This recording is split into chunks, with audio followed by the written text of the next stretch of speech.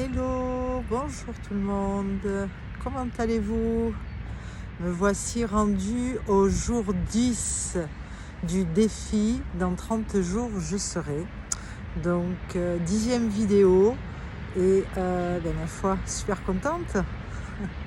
Les choses elles commencent à prendre de la valeur, pour moi en tout cas, c'est quelque chose qui me challenge, quelque chose qui fait partie d'un engagement et que je tiens. Donc je suis super contente.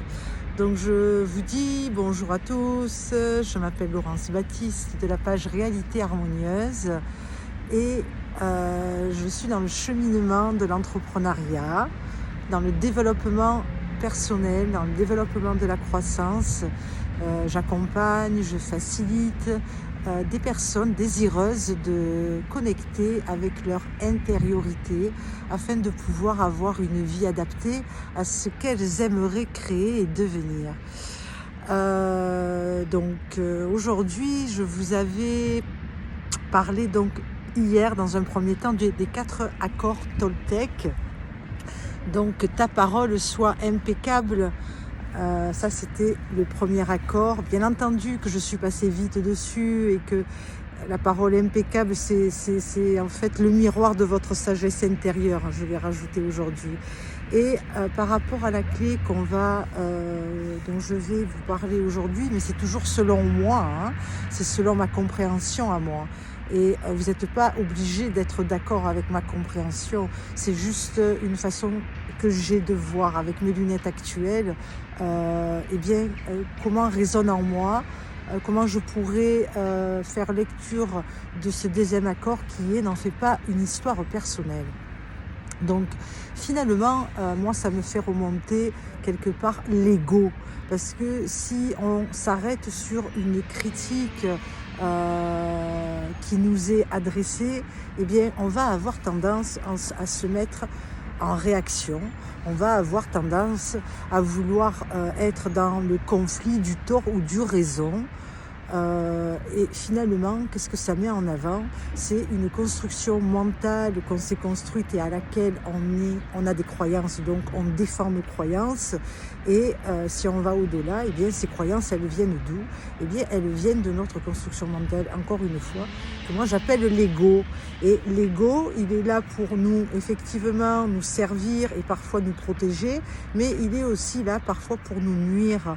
Et ça, c'est l'invitation, justement, à peut-être prendre de la hauteur et de regarder quelles sont selon vous vos croyances propres et quelles sont aussi vos blessures intérieures que vous n'avez pas résolvées. Parce que quand nous sommes en réaction sur une critique, c'est aussi un réveil, une blessure que l'on s'inflige à travers la blessure que l'on porte.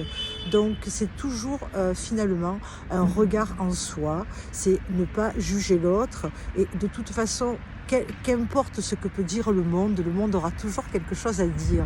Et c'est donc être ouvert, accepter la différence de l'autre avec la lecture qu'il a du moment, de la vie, ou peut-être de ce que vous avez fait. Il n'a pas du tout les mêmes ingrédients que vous dans sa vie, dans sa façon de conjuguer la vie.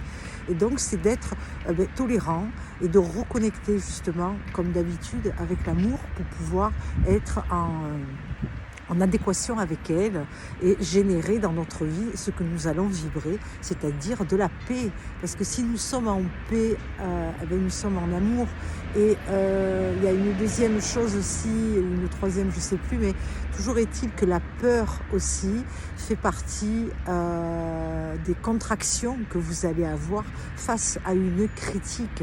Si vous vous contractez lorsqu'on critique quelque chose que vous appréciez, qu'on vous critique ou qu'on critique, quelque chose dans laquelle vous donnez votre accord, dans laquelle vous donnez votre valeur, et finalement que vous réagissiez, c'est aussi la peur qui vous fait réagir. Parce que si on part du principe où on n'a pas de peur, où on est confiant en la vie, où on est dans l'amour de nous, et qu'on est prêt à accepter certains défis que peut nous envoyer la vie malgré nous. Parce que oui, on peut demander avec des questions ouvertes quoi d'autre est possible, comment je peux vivre cette critique-là d'une façon beaucoup plus légère.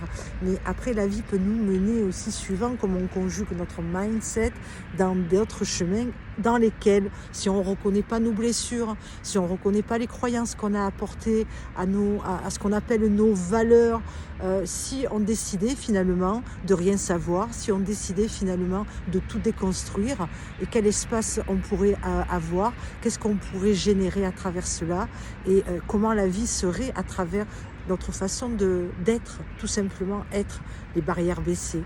Donc ne pas faire une histoire personnelle des gens qui peuvent avoir des opinions sur nous, des critiques sur nous, eh bien c'est honorer, célébrer ce que nous sommes dans l'amour, intégrer, marcher dans le chemin de l'amour et reconnaître que de toute façon on n'a pas de contrôle sur la vie et que c'est bingo pour ça. Le contrôle qu'on a, c'est de pouvoir nous emmener notre état d'esprit, notre esprit à la conscience pour être en éveil et finalement vivre une vie ancrée avec ce que l'on veut devenir, avec ce que l'on souhaite résonner en nous, avec les gens avec qui on a envie de réseauter aussi, parce que tout ça est important. C'est faire attention à vos fréquentations, faire attention donc à votre langage, mais c'est un tout en fait, c'est des piliers qui sont dans notre vie avec lesquels on doit être en conscience pour générer le reflet de notre beauté intérieure.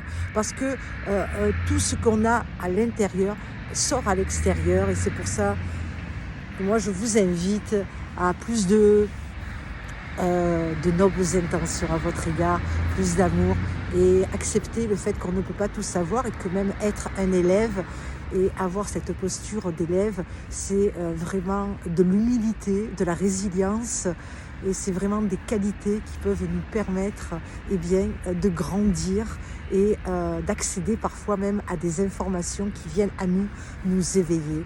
Voilà, donc soyez amour. Ne prenez rien personnellement, laissez faire les gens ce qu'ils ont à faire, regardez plutôt vous, comment vous générez votre intériorité, voyez si vous avez des blessures, qu'est-ce que vous pouvez en faire pour pouvoir les élever et mettre de l'amour et pardonner, quoi qu'il en soit, tout ce que c'est. Je vous dis à demain, donc c'était Laurence de Réalité Harmonieuse, et donc demain rendez-vous le 1er décembre pour la 11e vidéo du défi. Dans 30 jours, je vous embrasse, à demain, au revoir.